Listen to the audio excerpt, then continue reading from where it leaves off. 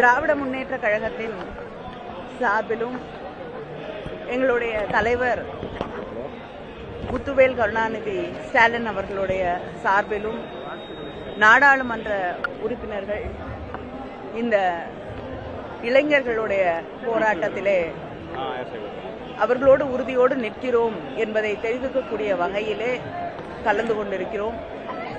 தொடர்ந்து திராவிட முன்னேற்ற கழகம் நீட் என்ற ஒன்று கொண்டு வரப்பட்ட காலத்திலிருந்து நீட் என்பது மாணவர்களுக்கு எதிரான ஒன்று, வாய்ப்பு வசதிகள் இல்லாத மாணவர்களுக்கு எதிரானது, கிராமப்புறங்களில் இருக்கக்கூடிய மாணவர்களுக்கு எதிரானது நீட், மாணவர்களுடைய கனவுகளை சிதைக்கக்கூடியது நீட் அப்படின்னு அதை தொடர்ந்து எதிர்த்து கொண்டிருக்கிறோம். பல முறை அதை எதிர்த்து வழக்குகள் போட்டிருக்கிறோம், பல போராட்டங்களை நடத்தி இருக்கிறோம்.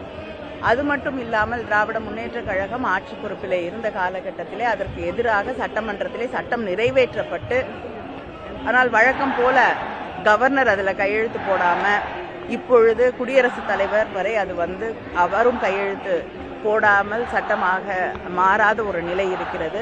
அதை எதிர்த்து உச்சநீதிமன்றத்திலே திராவிட முன்னேற்ற கழகம் வழக்கு தொடுத்திருக்கிறது. அதனால தொடர்ந்து நீட்டுக்கு எதிரான போராட்டம் என்பது திராவிட முன்னேற்ற கழகத்திற்கு புதிதான ஒன்று இல்லை.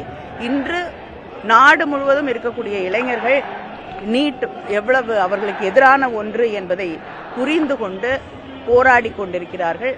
அதனால திராவிட முன்னேற்ற கழகமும் எங்களுடைய தலைவரும் அந்த மாணவர்களோடு நிற்கக்கூடிய வகையிலே எங்களை இந்த போராட்டத்திலே கலந்து கொண்டு அவர்களோடு நாங்கள் இருக்கிறோம் என்பதை தெரிவிக்க சொல்லியிருக்கிறார். 10 ஆண்டுகளுக்கு முன்பு தமிழ்நாட்டில் தொடங்கிய இந்த போராட்டம் இப்பதான் தலைநகர் டெல்லியை எட்டி இருக்கு. எப்பொழுதுமே தமிழ்நாடு சொல்லக்கூடிய சில கருத்துக்கள்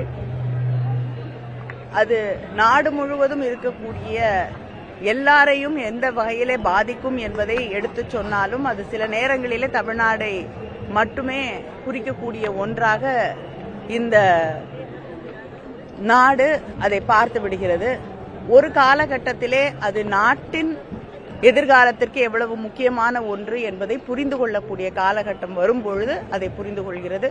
அதனால் போராட்டத்தை தொடங்கியவர்கள் நாங்களாக இருந்தாலும் யார் போராடினாலும் அவர்களோடு நிற்க நாங்கள் தயாராக இருக்கிறோம். பிரதமர் பேசும்போது விவசாயிகளுக்கு மேல அக்கறை இருக்கிற மாதிரி பேசினாரு, மாணவர்கள் மேல அக்கறை இருக்கிற மாதிரி பேசினாரு. ஆனா அந்த மாணவர்கள் போராட்டத்தின் போது பல மிகப்பெரிய வன்முறை மாணவர்கள் மீது கட்டவிழ்த்து விடப்பட்டிருக்கிறது. நம்ம அத்தனை பேரும் அதை பார்த்தோம்.